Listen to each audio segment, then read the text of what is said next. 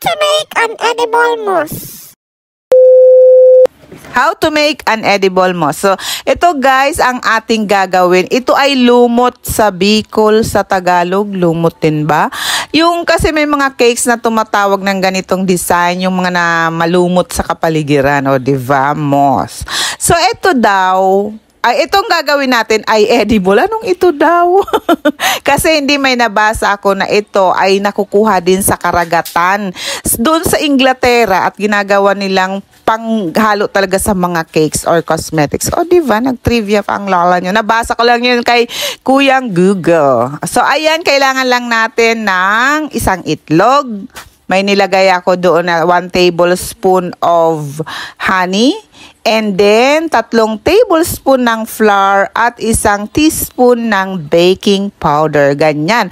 Hahalo-haluin lang natin itong ating mousse. At malalaman din natin dito ang combination ng color kung paano natin ma-achieve yung talagang lumot na kulay. Lumot na lumot. Yun.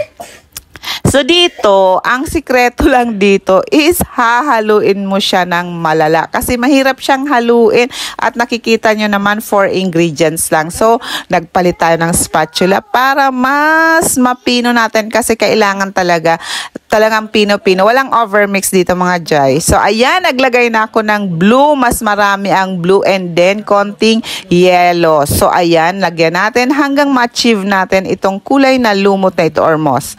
So, ayan, eto na. Pag medyo nasobrahan, pwede kayong maglagay ng violet. Konting drop lang. So, ganyan na. Pero ako, okay na ako dito. Alam ko na sobrahan ko ang blue, pero wala na tayong magagawa. Yan na po. Pero kulay lumot naman, di ba guys? So, kasi may nag-order ng cake at ito nga, may request akong gusto ay edible. So, ayan na ang resulta ay ma-microwave nyo lang ng 1 minute. Yes, microwave. Para siyang sponge, o diba? Medyo makunat-kunat siya. Pero nakakain yan kasi microwave na natin, diba? So, ayan, para siyang sponge at para talaga siyang lumot, guys. Ipapakita ko dito sa hulihan kung anong cake ang ginawa ko na merong requested si client nito. So, ayan ang itsura niya.